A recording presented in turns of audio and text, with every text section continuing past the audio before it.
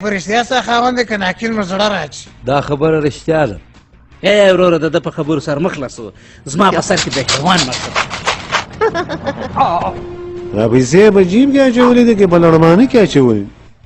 زما د خاوند د ګردو مسله ده، کله کله په عذاب سي. دا ناجوړي د ډېره وخت لرم. دا درد کله نه کله راپورته سي، ډېر په تکلیف سم، په عذاب سم. تا به خدای جوړ کړي ته زموږ د نس غم خوره.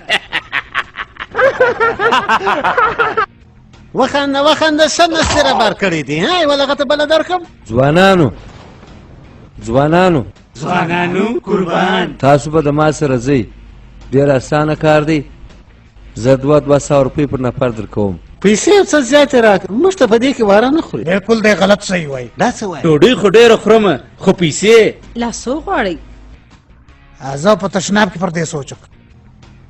تا چې دا نرخنامه پر نس ټکولې ده، موږ په خیر نه یو پېښ سوي. بس دا نرخنامه یې پرېږده، موږ کار ته تیار یو د شیرخالۍ د سترګو دپاره. شیرخالۍ ستړې مه شي. چمبه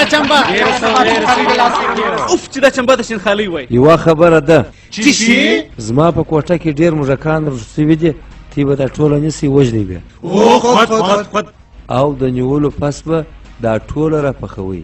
یا دا مردار خوري نه منو. خطاباسې به مې نه، موږ پخوا لا ډېر خطا ایستلي یو. دا ډېره ښه موقع ده، بیا به ارمان وکئ. بلادونه کم بوی سوخ والا که شپوږ لا څوک مړي. پهلوانه ته تیار یې؟ چې شته پلوه دا ګاډۍ راله ورکړه درلې.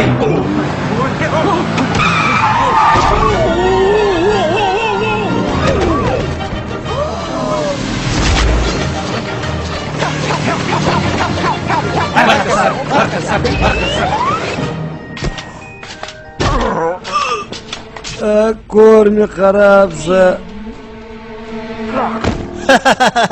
چمبه که لوبه مې وګټله، د اختر دې مبارک شه. ستا دې د کوزدې مبارک سي. ولې ونیانو دا تاسو څه وکړل؟ موږ څه په وکړو خو خپله بس له ورپاواز. هېڅ چرتې مه وایه، هېڅ چرتې مه وایه چې زه ژوندی یم، بل سړی په تا ورور دی. غم مه کوه ښایستې، زه در سره یم د مړې پشیله. اخوا څه به برسرې؟ څونه مرچې خوړلې دي. بیا کله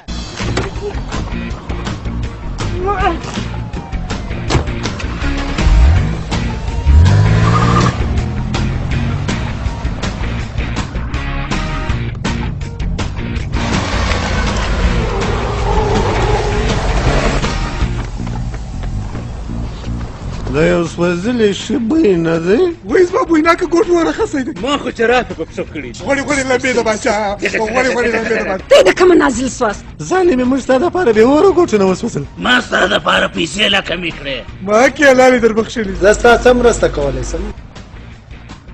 ډېر بد مې در څه وسو. دا یوه چاته وویل پنډو سهار لا دې میدان شرمولی دي. تا نه به چیرې ګلان غوړولي. زه ډېر پریشانه سومه چې ستا میړه ټکر سوی دی. په ټي وي کې اوس ښکاره کوي چې هغه په هسپتال کې پروت. څه وایې؟